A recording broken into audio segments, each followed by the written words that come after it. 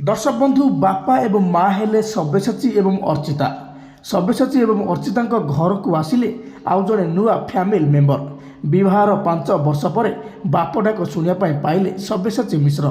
सब्यसाची एवं अर्चिता तो आपण मैंने बहुत भल भाव जानी। उभय परस्पर को भल पाई 2021 मसीह बह करते। बह को आज को 5 वर्ष पूरी थे एपर्यंत कौन भी बेबी हो नाला। हेले आज उभय बापा एवं माँ होती। गतकाली उभयंकर गोटे कुनी संतान होइछि जहाँकि एबे सब्यसाची सोशल मीडिया रे समस्त फैंस मान को जनइछन्ति।